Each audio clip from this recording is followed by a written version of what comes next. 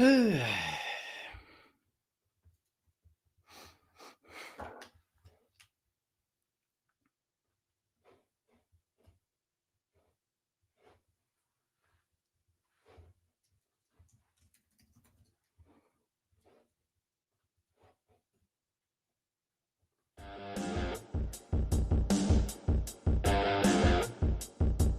right, guys, which one you like better?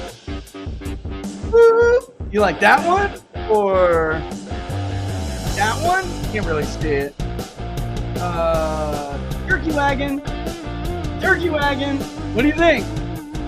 I don't know. I'm thinking I like the turkey wagon.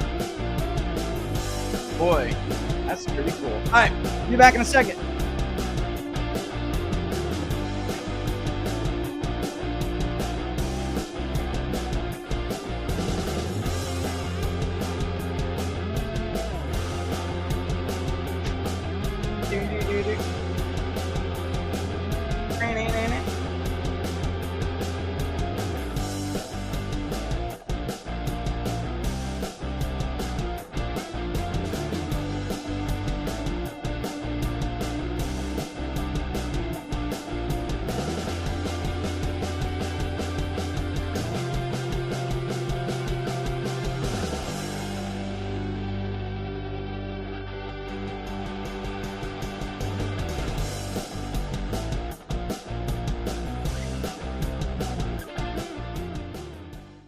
All right, y'all. Welcome to Between the Numbers with the People's Pundit. Yeah, let's see. What do you want? You want the turkey? What do you guys like? Locals, you like the turkey? Look, so I'm on locals before, and I'm like, let's do this thing real quick before I got to do this other focus group. And I guess I don't know. We changed up, and I mean, look, like I said, you guys are gonna know soon enough anyway, so I can't really like say, but there's a big project, bunch of us are working on, and I thought it was because one was traveling. Well, that may give it away. And I took other ones to moderate, and we kind of switched things around. I still thought that I had today's at noon, but I don't. I got another time a little bit later. I got some other stuff to do, and then Thursday and Friday. But Friday will not interrupt Inside the Numbers, okay? And even if it somehow managed to go long, we'll jump on anyway, and we'll do something anyway. So since there's all this styling things going on, let's boop boop boop boop boop. Let's boop boop boop. All right, let's just keep it there. All right. So before we did this, I was doing, a thing on the copium on the right being very, very, very strong, and they have to fix this. They have to take their heads out of their asses really, really soon, or they're going to get cooked really bad. And I'm going to give you an example of some copium in a second, but let's first go and look. Ours is not in the RCP average yet. I got to go and send it over to them, but we have new ones coming out anyway. That's why I didn't do it. And I mean, they'll be done for Inside the Numbers on Friday. So I was contrary to public opinion of like wannabes. I was waiting to see if potentially, the noise quieted out a little bit, and then, send it on over. But I think that it's very clear, like direction wise, it's not going to quiet out. So let's look at other people before we look at our trend. And this is what is on RCP right now. Okay. So here is the generic congressional vote for Real Clear Politics. And you can clearly see that, Marist is crazy. I mean, I don't know, guys. Plus 14. I've never seen a generic ballot that big. I think that's insane. We haven't had a vote share that much, but I do think that they're obviously picking up. So Marist is usually about a 5-point Democratic bias, depending. From the House vote, they'll typically tighten a little bit. But if that's why I don't like when pollsters are scored only on their final poll. I think that the totality of their activity and their behavior should be considered when scoring, and the National Association of Independent Pollsters, of which I am the chairman, when we begin to release our pollster ratings, which are going to be different than other pollster ratings. We're not going to be smearing people.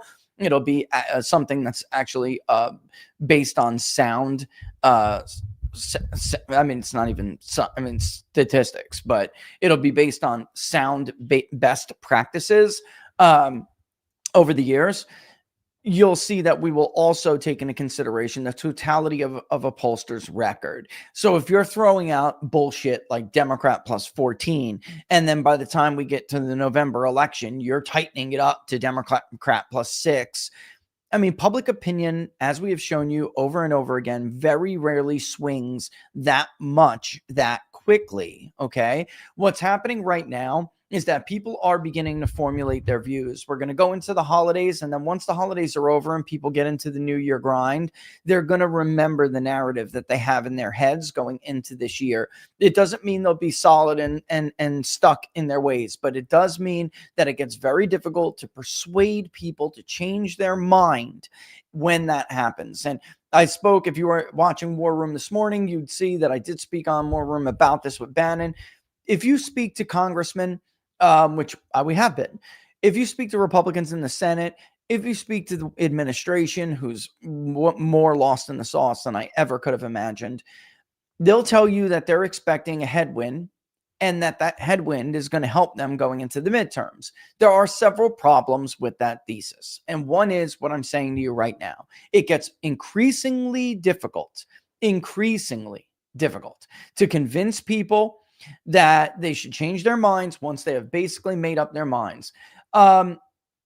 There is something going on when it comes to, I'm going to put this one up there. That's awfully busy, but I like it. No, okay. Turkey pumpkin.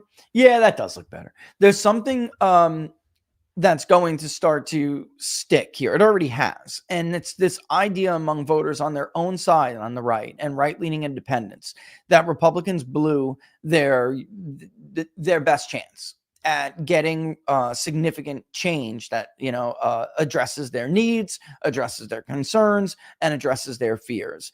I told Steve this. Again, this will be public at some point too, I imagine. But I have been doing autopsies in various states and counties where the Republicans got their asses kicked, including in Pennsylvania and Virginia. And what we see, I'm not doing so much in New Jersey, all right, unless they want to, they want to bring me on board to do it, I'll do it. But what we're seeing, not only by the research, we're actually interviewing people and conducting focus groups. And what we're also seeing, it is reaffirming the results we're finding when we go through their stuff. And by their stuff, I mean the text messages that were sent out for Get Out the Vote. And locals, bear with me because I know you know this. The text messages that were sent out by parties, whether it was the state party or the county parties, that were telling people, hey, listen, the election, is on Tuesday, November, blah, blah, blah, blah, blah. Don't forget, if you haven't voted early, to request your ballot. If they did request their ballot, which honestly, they're not even micro-targeting like this. The Republicans they're generations behind Democrats, but they're not even micro-targeting. Like they know somebody requested a ballot. So then now they're saying, don't forget to send your ballot in. If you got something that said, don't forget to send your ballot in, believe me when I tell you that they had no idea that you actually requested your ballot already. They're just taking shots in the dark, and it's blanket messaging. There's no micro-targeting.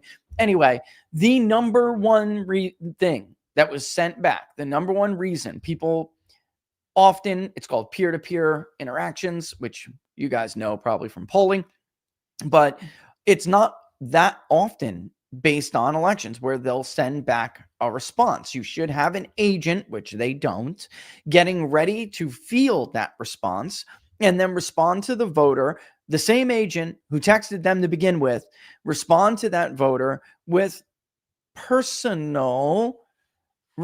a personal reply that's tailored to their needs or their reply, like the needs of their reply. They're not doing that. They're not using the AI, which has been built solely for this purpose. They're not using it correctly. The number one response on why people said, F you, I'm not voting, was not the government shutdown. Even in Northern Virginia, it wasn't the case. Yes, it was a reason mentioned, but it's not. There were two things that beat out the government shutdown, and the number one mention was Epstein. And it's voters under the age of 50, for sure. But guess what? They make up the largest share of this. And then beyond that, it's Israel. And what it is it really Epstein? Is it really Israel? No. It's that those two are proxies for the greater feeling of how, the greater belief of how they saw this administration and the Republican Congress go off the path. And it started with Epstein as a proxy for holding the rich, powerful, abusive, evil in some cases, holding them accountable. They didn't do it. And the gaslighting, and I got to tell you, if the president's advisors had any balls, they would have told him that Truth Social post saying, I don't want your support anymore, was deeply damaging. So we see this all the time. I read a response, which I'm not going to reread. I read a response on Locals before. This is a 33-year-old police officer from Pennsylvania. This is a Trumper who's been with Trump from the beginning. You broke the guy's heart, and he's not going to come out and vote for friggin' Brian Fitzpatrick. Like it's unbelievable the damage they did, and they don't even realize they did. And then there's like the Copium, which is beyond anything I think I've ever seen from the left. The Copium on the right now is far worse than anything I have ever seen on the left. I'm not kidding. That's where they are. Now, it's not everybody, because the cope people are shrinking and shrinking and shrinking and shrinking and shrinking and shrinking and shrinking. They're just getting tinier and tinier, being replaced by people who are upset, who have lost faith, who are straight pissed off, desperate. When I tell you, and this is real talk here, because it's time for this to cut through all the bullshit. When I tell you that the four of us as a group polling, these are the best pollsters MAGA has ever hoped to have, measuring their people. We're hearing suicidal ideations on the other end of the freaking line. I'm not kidding. That I don't think I've ever heard suicidal ideations before. There are people who are like, this was my last chance. This was our last chance. I don't even know what the point of carrying on is. What? I just never thought I've been there before, but I'm telling you, Mark took one and posted it on Twitter. After just meeting with the president, which is the second meeting in as many weeks, trying to pop the bubble that our group has had, he put that up there because he's like, somebody's from the administration has got to reach out to this guy. Like, I can't listen to this shit. That's terrible. Anyway, you can see what I put up before. The Marquette poll is Democrat +5, very much like the Qantas poll, which was conducted the 11th through the 12th. Ours came out of the field on the 14th, I believe. Let me go and look. This one. Wait, there's my data set. Hold on. Let me go to my data set. Check and describe. It came out on the 10th. So, which was Democrat 7.9 came out of the field. I'm talking about not when it came out of the field. The last interviews 9 days ago. So when you see that the Marist poll or the Marquette poll started in the field on the 5th, you can see the trajectory of where this has been going. Now, the Marist poll was conducted from the 10th to the 13th. It is exaggerated.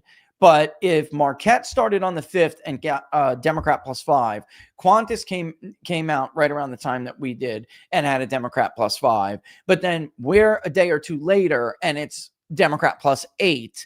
And then there's Marquette, which was in the field on the Marist, which was in the field in 3 days later, and it's Democrat +14. You can see that directionally here, this is going in the wrong direction for Republicans. And I got to tell you, the comparisons to 2018 may not even be fair. The maps are different. They're more favorable to Democrats now when you're talking about the generic House vote. We're talking about the House of Representatives. Because of redistricting after the 2020 census, the congressional district maps are more favorable to Democrats than they were in 2018. And that is true even if the Supreme Court strikes down the VRA, Section 2 of the VRA, And even if the ruling yesterday from the Trump appointed, Ted Cruz recruited judge in Texas that threw out the Republican map. This is why the right loses. Would you ever see a liberal judge do something like this to Joe Biden or Kamala Harris or Barack Obama? Of course not. Why is that? Because I'm increasingly believing that a lot of this copium is actually astroturfed DeSantis, Haley people who are trying to sabotage Donald Trump and MAGA. And they're the people who pick these judges, right? The Cruz and Con Inc. wing of the Republican Party that couldn't win an election to save their life before Donald Trump came along. This is why the right loses, because they have an element that is a saboteur element. The left doesn't have that. The cause goes before everything, everyone, and everything. And it's become increasingly clear that the president's being assaulted by posers who are trying to hurt him. And then also people who just don't care about him. They care about themselves and lining their own pockets. They don't care about the future of MAGA. They don't care about you. They don't care about the country, apparently. They're going to make money hand over fist over this infighting. And they're totally okay with that. If it destroys J.D. Vance's chances to win in 28, who cares? I'll still make a ton of money off of J.D. That's the way they think. And these two elements are assaulting Trump from both sides, and he's just making bad decision after bad decision, like we saw last night, which was none of these interviews takes into consideration any of what happened last night, which was that Thomas Massie, who the president can't stand, and his advisors are telling him, I just spoke to someone early, just an hour ago. They think Massie's cooked. They are telling the president that they're going to beat Thomas Massie by like 40 points. No, I'm not kidding. I'm not joking. That's what they believe. There's no even doubt or at least that's what they tell him. There's no doubt Massie's going to go down in this primary challenge. Folks, they have done this to Thomas Massie before. He cooked them. He's now the author or the predominant. He is the man who just passed the most popular piece of legislation we've seen in months, maybe even throughout the entire Trump administration. He is the antagonist behind the most popular bill that anyone has put on the floor in months, which is the bill to release the Epstein files, which, by the way, I didn't personally, I'll just say this. I'm not protecting pedophiles. This is where the right is these days. This will set a very bad precedent. People will be hurt by this. It's going to happen. There will be innocent people who get hurt. This was all totally avoidable if Donald Trump, who knows, Pam Bondi walked him into the buzzsaw. Okay. So this idea of like 4D chess is bullshit. That's not how the president makes decisions. The president makes decisions by talking to all these different people and getting these input. And often whoever is just in his ear last and makes sense to his gut is the one who persuades him. All right. There's no 4D chess thing going on. All right. And well, he really backed Democrats in a corner here. And now he's going to pull no, stop it. The horseshoe, whatever. Stop it. Stop it. To anyone who knows anything, you sound ridiculous. He was outmaneuvered. He made a bad decision. Pam Bondi put him in a bad place, but he didn't react to it. He's loyal to a fault. I think part of that is Susie is very good friends with Pam Bondi, and he's loyal to Susie, and he's loyal to his people. And he was trying to make this work and trying to bully people who had, criticisms of how he was, of not only him, but how Pam Bondi. But you sit down and talk to the president and he will tell you, she fucked me up here. All right. So cut the shit. That's not true. All right. It's just not. And everybody who knows it's not. Boebert couldn't be swayed. And once Boebert couldn't be swayed, he was outmaneuvered. And it sucks because this was very avoidable. He could have just said from the very beginning what Republicans were saying now, which is this has to be done right. We're going to hurt innocent people a little bit. This is what I anticipate. Guys, minus the influencer invites to the White House for Binders Part 1. Okay. minus the tactic that I'm going to call it a hoax, minus that, like you didn't need this stuff. There's no reason for this. Minus the attacks on everybody who were trying to hold, the people's feet to the fire to do what they knew the base wanted done. And by the way, which included my friend Charlie. All right.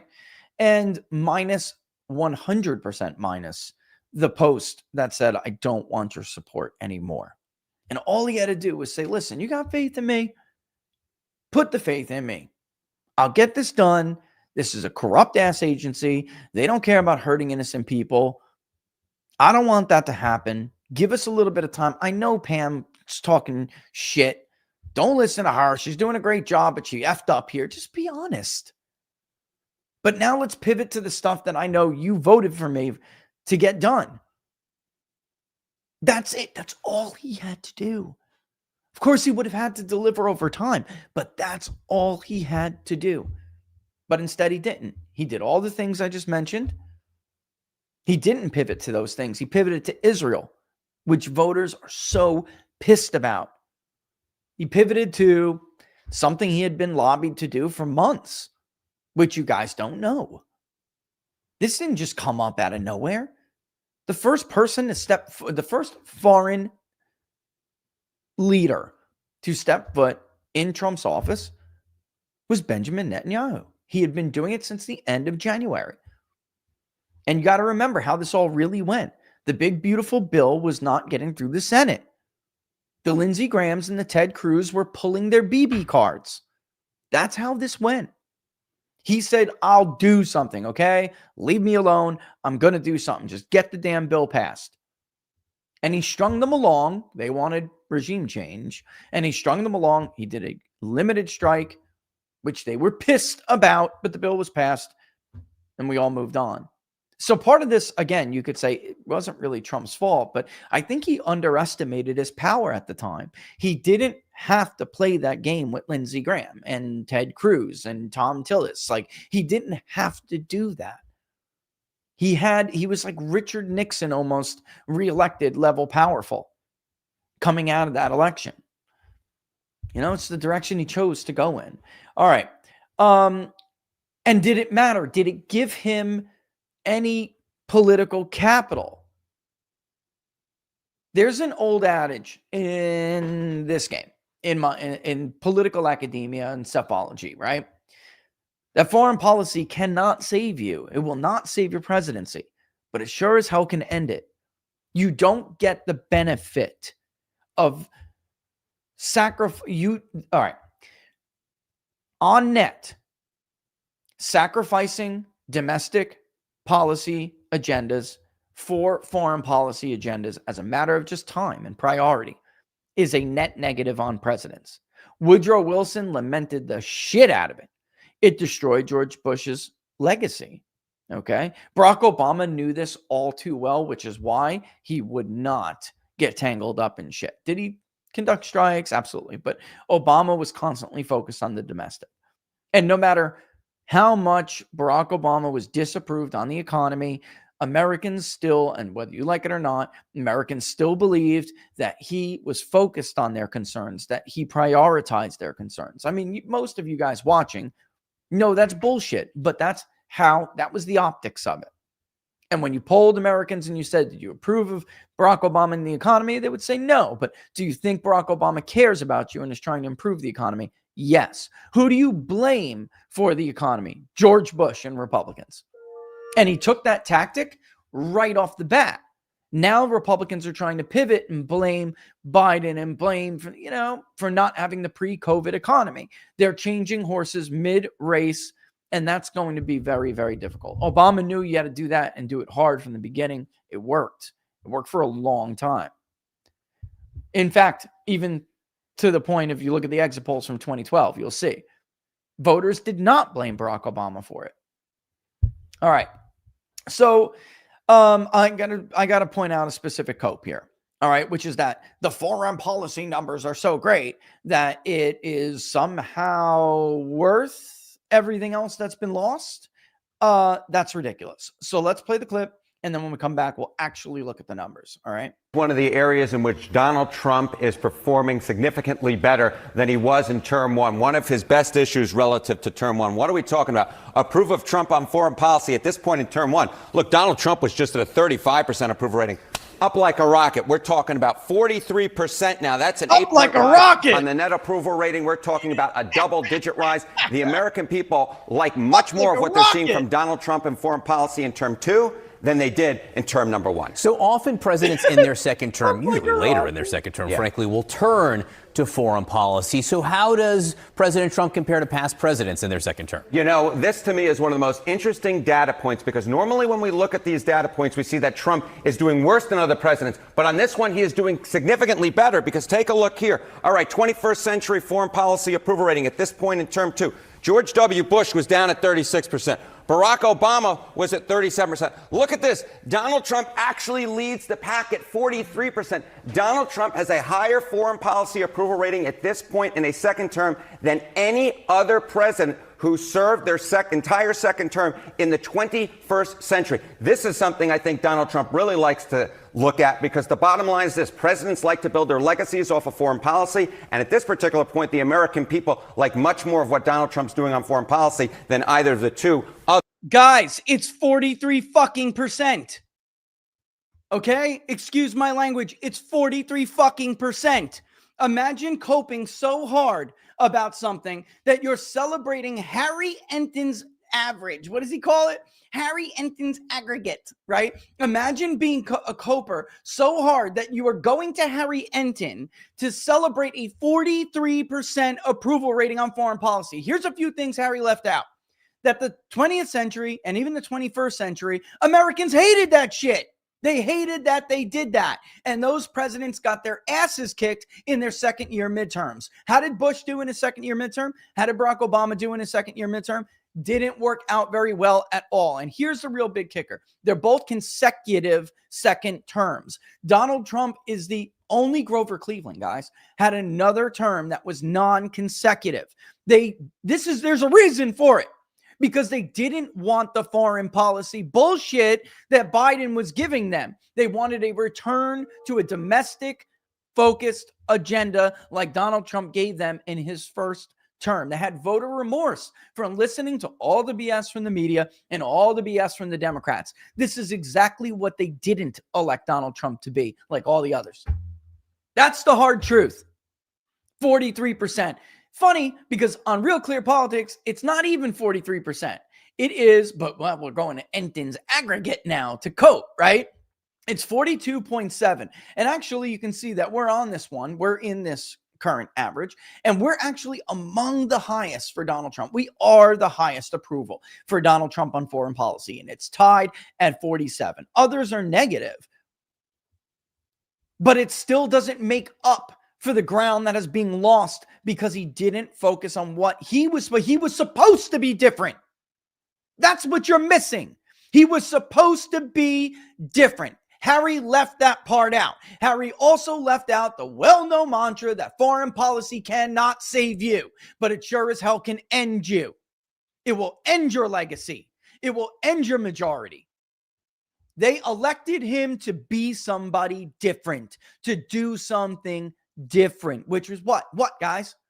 For once in a change, for once in the 21st century, for once in the 20th century, to put them first.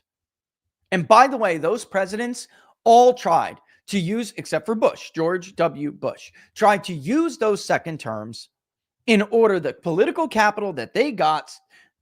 Stop calling me. I'm sick of freaking people calling me in the middle of a rant because you're pissed. They tried to use the first year of those second terms to get something done domestically, except for George W. Bush, who used his political capital on what? The Iraq War. He even said famously, I got political capital now and I intend to spend it. Well, he spent it all right, unwisely. And so did Donald Trump. That is the truth.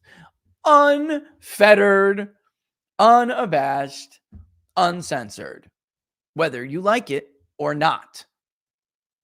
Here's another thing Harry left out in our polling as well. that his approval rating among those is foreign policy. Let's see if I can pull up that one real quick. Foreign policy, national security. Come on, load up, load up, load up.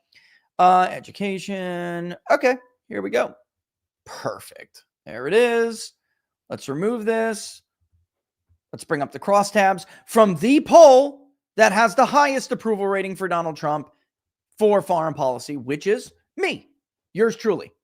The poll that's in Real Clear Politics right now is this one. And I already used the interactive crosstabs. I know it's small. I'll make it bigger. View, zoom in. Zoom in. All right, so now you can see it very well. What do you see here? What do you see here?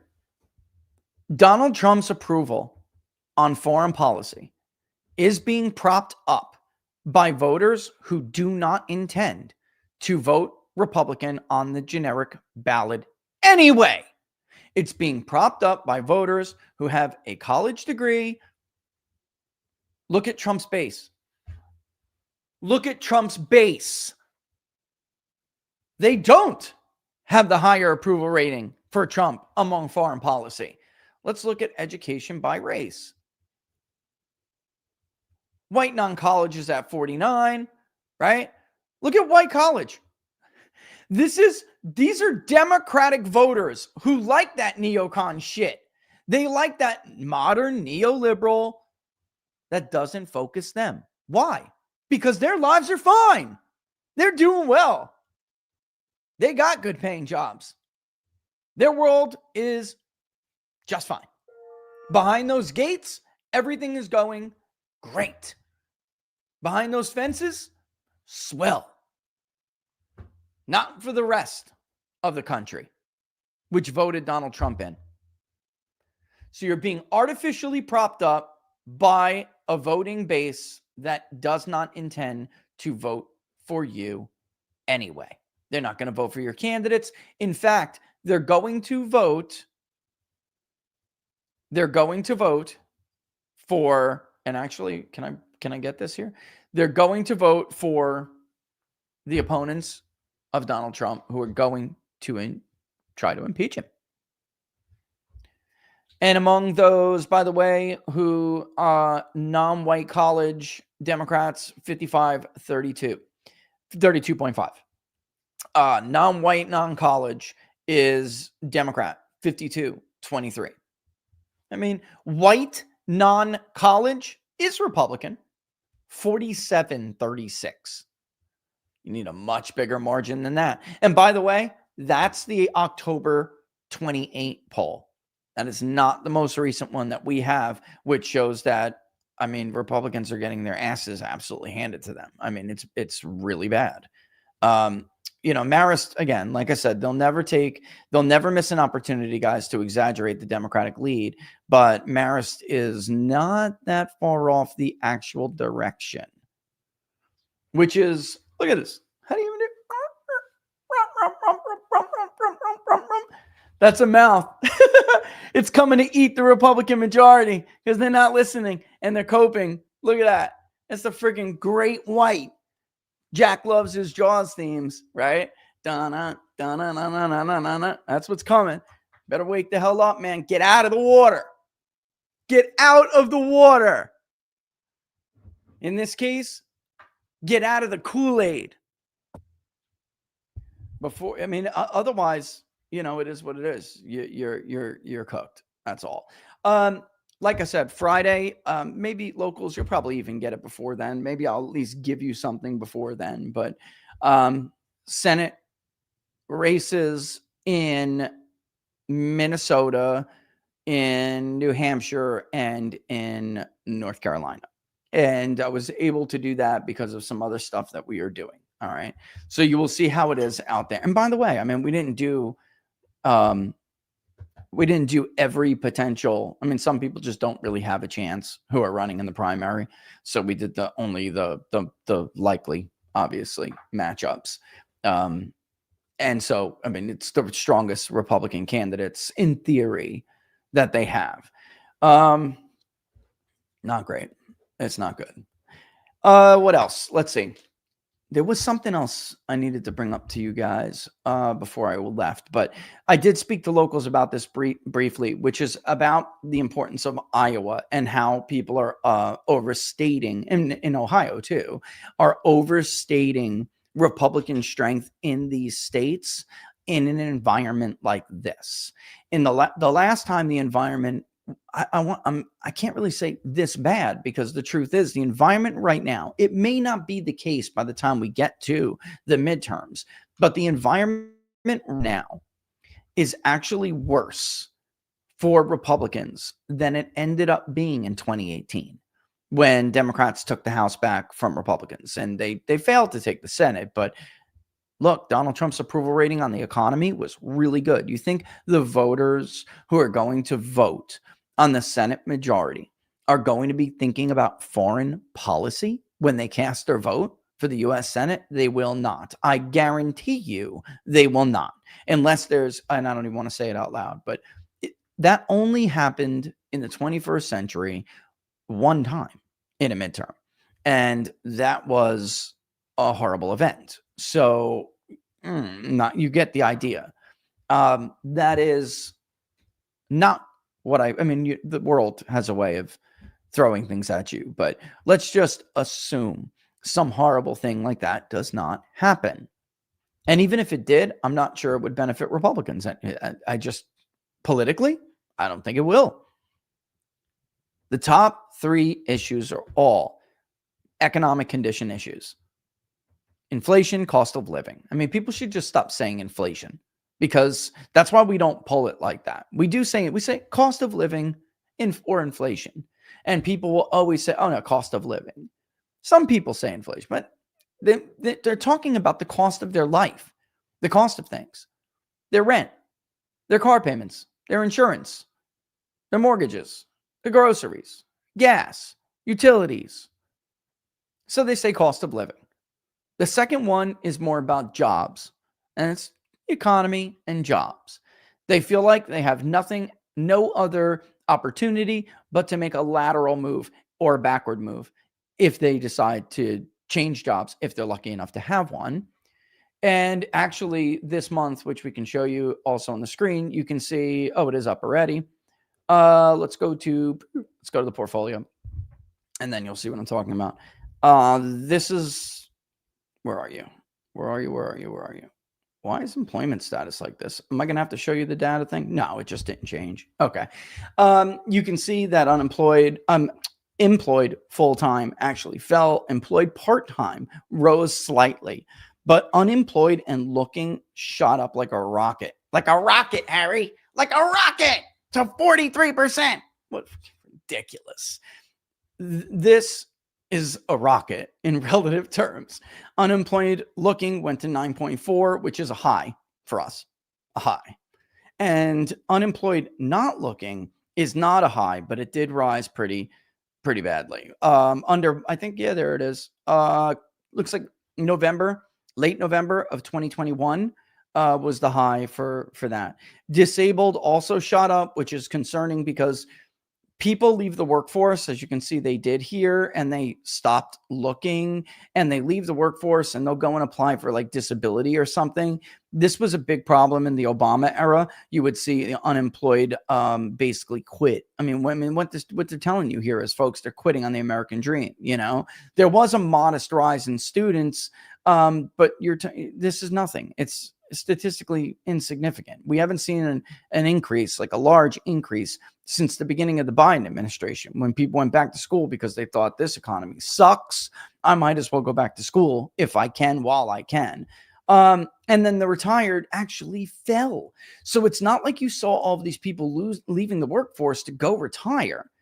That's not where this came. That's not what happened here. A lot of people filed for disability, which is terrible. That's terrible. Those are systemic. Those turn into systemic long-term labor force problems. And you'll never stay and exceed 63% labor force participation ratio with that. It's not going to happen. Those are really bad numbers, but I'm really honestly not surprised. All right. And the argument that AI, it's not that bad. AI is just taking your jobs. is insane to hear, guys, from a Trump administration, considering what they ran on. Now, I'm not saying we can stop the tide of AI. It is the cat's out of the bag. I mean, there's no, or the genie's out of the bottle. Oh my God, you don't even want to know what Pam Bondi just said. Oh my God. Oh my God, these people are clueless. Oh Lord. Believe me when I tell you, like, efforts to pierce the veil and pop the bubble are not working. At first, we were optimistic. And by we, I mean myself and every other pollster who knows what's going on and has credibility on this. And enough, we thought, to maybe wake people up. Apparently not. All right. I mean, it's hard to, some people don't like to hear that they've made, not some people, most human beings don't like to be told when they were wrong. They don't want to admit when they were wrong, and they don't want to admit when they made a mistake. They don't want to admit, especially over something that's over the long term, that your advice basically means that they have to make dramatic changes that are going to be difficult on them. And it's easier to believe that you could just keep going to get along and like kind of scrape by and do your best to avoid pitfalls and whatever disasters. But unfortunately, that's not how it works in politics. If you don't dramatically course correct when you're in a dive like this, you just keep diving. You just keep diving. And considering the get out the vote infrastructure, Republicans without Trump on the ballot and even being liked right now, the prospects of getting these voters out is nil at this point. I mean, it's nil. A big part of our generic ballot shift was Democrats did go up a little bit, guys. I mean, if we go back and look at what happened here, Democrats did increase. This is one bright spot for Republicans. They did increase, but we're only talking about 43 to 47. The Marist poll is just, in my opinion, crazy.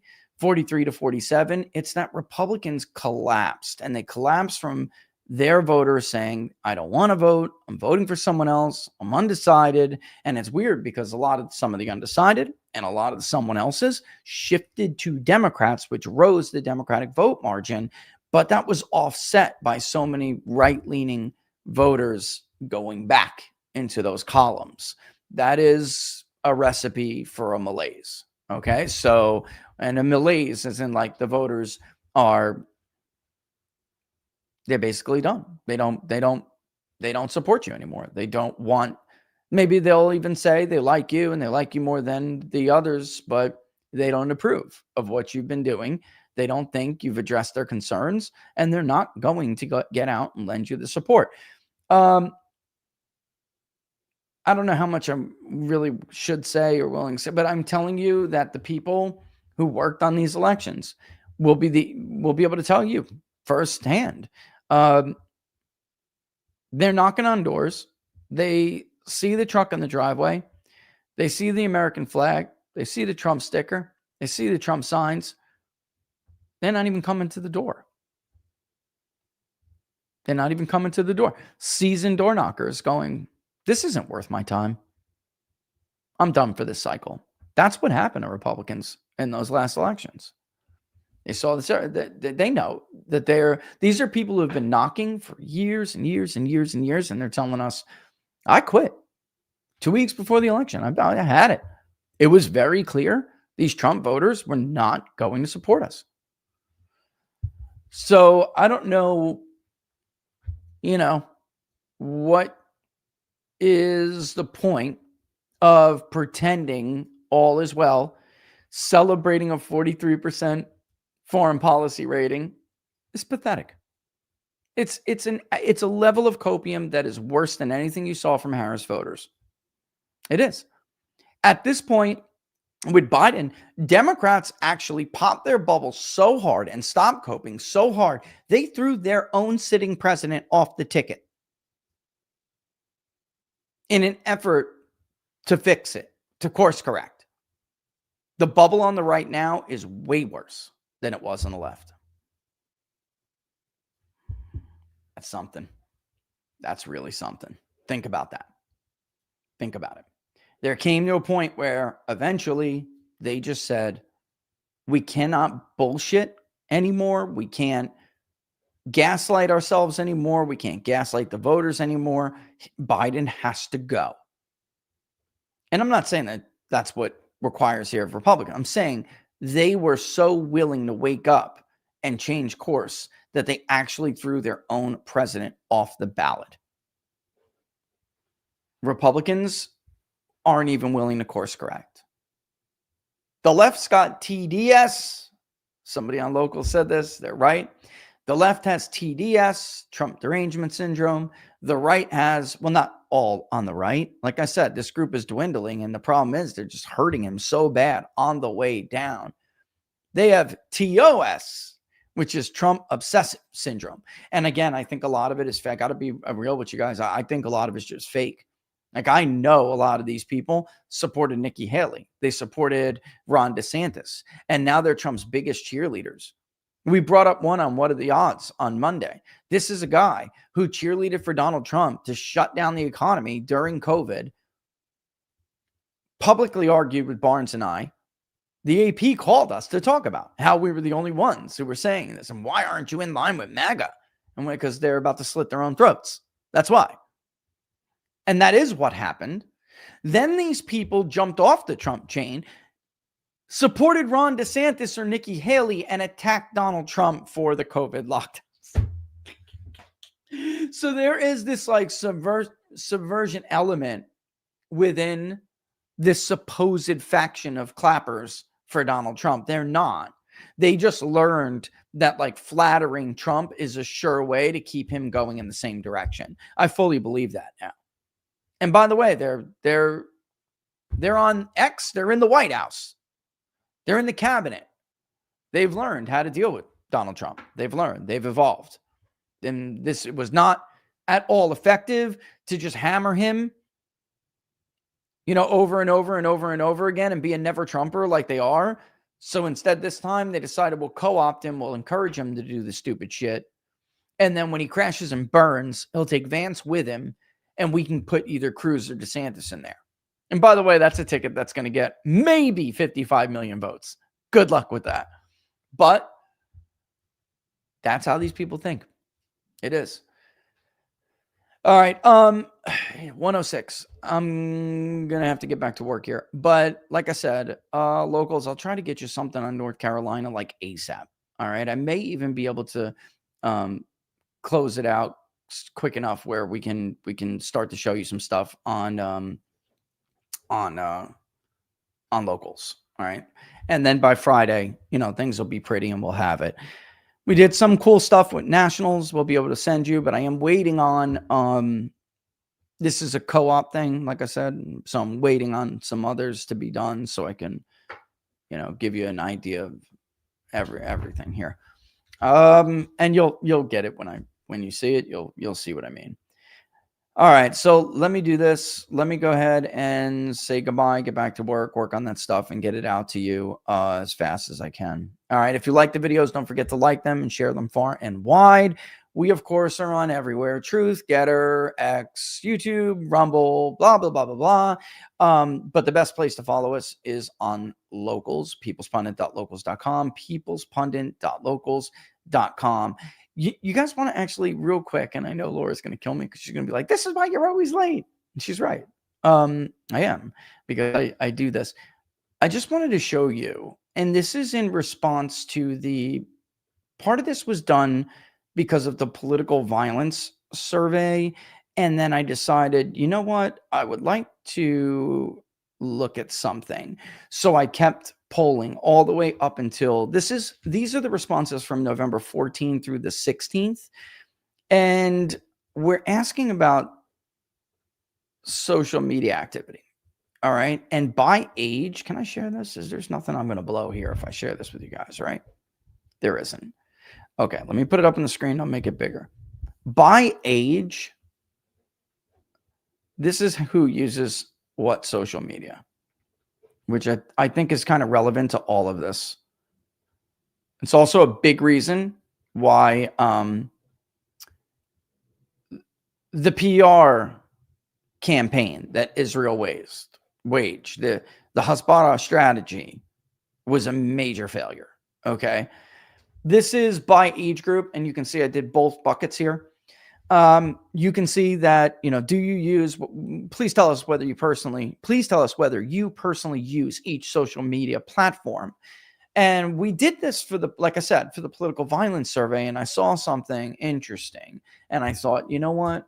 I want to keep this in as we conduct national polling. So I have been doing this. And obviously, look at 6 plus, look at 12, look at 75 plus.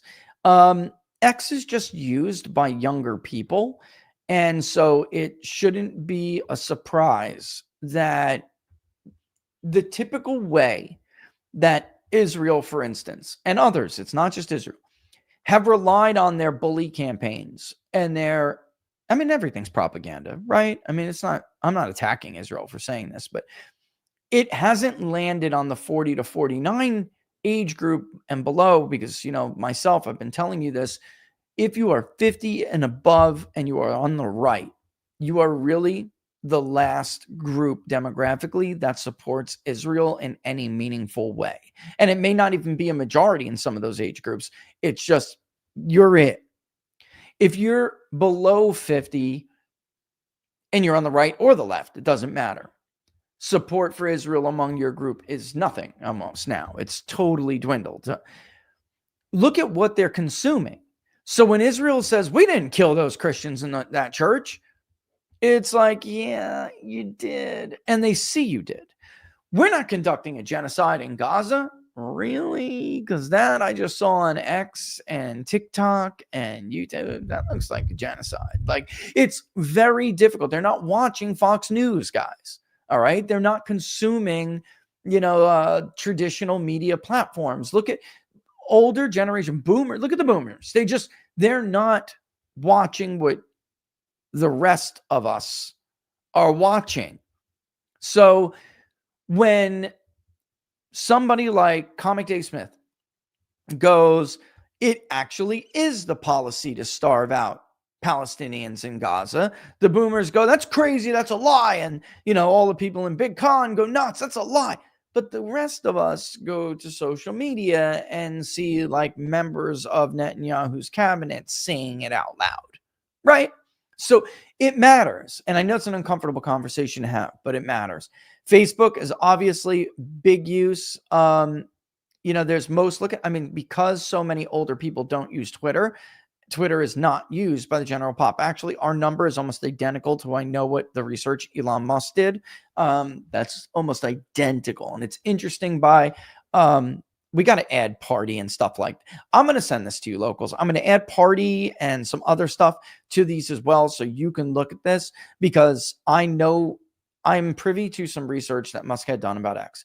And I know that we're like really over the target with what research said, marginally different in certain things.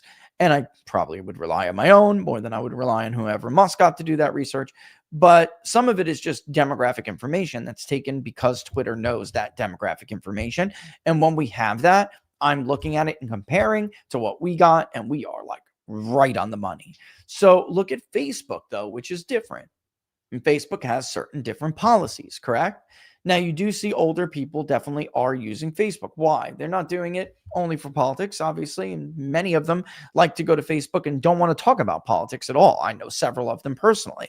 They're there to see their grandkids, or they're there to keep in touch with old friends. And that's really what they're doing. They are not there for politics. Right? Now, if you go down to Instagram, look at the difference again.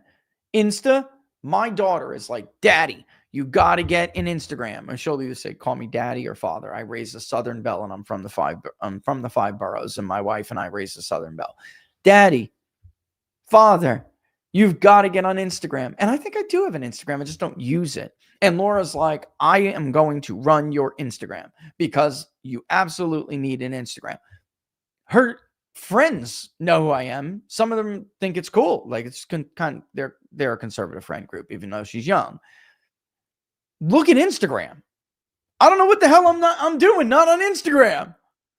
Laura, get me on Instagram. And look at YouTube, which is number 1 overall of for the young cohort, 18 to 24, 18 to 29. But I mean, Instagram is just unbelievable with the 18 to 24 demographic. Unbelievable. 84%, 18 to 29, 82%. The only one that rivals that is YouTube, which is 89%. Among 18 to 29, the 25 to 29, 90% use YouTube. But again, look at the boomers. Look at where they are. I know this is crazy. I'm spending too much time on this. I could just easily send it to you and then we could talk about it in the next video. But Rumble is up and coming, but you can see that obviously YouTube still is outperforming Rumble significantly. But look who uses Rumble. Boomers don't watch Rumble. They don't watch people on Rumble. Young people watch people on Rumble. Unbelievable. I mean, this is really interesting stuff. Reddit, Discord, this is all scary shit. We'll talk about the implications with these two when we talk about the political violence survey, which I know we've got to get to. It's probably better to wait for all the damn noise to die down anyway. But this was significant because these two groups had some signal, man, when it came to some of the questions that we asked. And it's concerning, and we have to acknowledge it. All right, and then True Social has a bigger following than Blue Sky. Of course, they're both, about a third. Truth Social has about a third of the users as Twitter. That is roughly what we see in our research. And Blue Sky is even less than that, but it is growing and has grown since the last time we asked about it when it first came out. But you can see here that actually it's kind of funny how some of these boomers, compared to even their use of Twitter, it's like proportionately looks a little weird. It's like you can see that some of the older boomers are getting more liberal, you can see it. But yet, nevertheless, that's why I always tell people when you see 65 plus being overstated for Democratic support, what's going on there is that their super senior share of 65 plus, because their samples are so small, they're insufficient to be able to give subgroups for 65 and above and super seniors, isolating them out. You have to have a bigger sample like we do to do this. You will always see that those super seniors are more Trumpy than just the 65 overall. And if you, let's say, your 65 plus is only 6%, 75 super seniors, then you're going to get you're going to overstate Democrat support among this group. All right. It is because you have to isolate super seniors, make sure that they are adequately represented, they are properly represented, and then you will not get that problem. Although I don't know why I keep giving out secrets like that, because fuck them, let them fail. Everyone's a fucking expert these days. Let them fall on their faces, which a lot of them did just 2.5 Tuesdays ago. Let them do it. I'm giving you this for your educational benefit. But most of you guys who watch me anyway know that by now. All right. We've been over this quite a bit. All right. It's 1:15, 1:17. So I'm going to kick rocks. I'll put some more demographics in this, guys, and I'll get it up on locals. It's really interesting. Plus, it's a good primer for when we give you the rest of the information about the survey. Some will make a lot more sense to you. Blue Sky is significantly more likely. Blue Sky users are significantly more likely to justify or just flatly admit that political violence is acceptable against certain people, which is, of course, people that they feel are a threat to them, but are their political opponents. But then there's something with Reddit and Discord, which concerns me greatly and was something I was worried about from the very beginning, which is that if you are a bad actor, a bad state actor, whether it's our own state or a foreign influence, right? there is a lot of potential to harness potential violent offenders on these platforms to directly interact with them. And that's a major problem. By the way, YouTube was Thomas Crook's. Tucker report was very interesting. I'm watching that report and I'm thinking to myself, oh no, because that is exactly what I was worried about when I was doing this research. I'm like, this is kind of easy to locate, turn, and then nudge these people to do crazy things, to commit heinous acts against people who don't deserve it, like my friend. And this is, I don't know how to address it. We'll deal with one thing at a time. All right, guys, I'm going to get out of here. Don't forget, like and share the videos if you like them. And I can't wait to play around more with these Thanksgiving things. All right, thanks for watching Between the Numbers this time. I'll see you guys in a little bit. I'll see you in a couple hours probably, especially locals.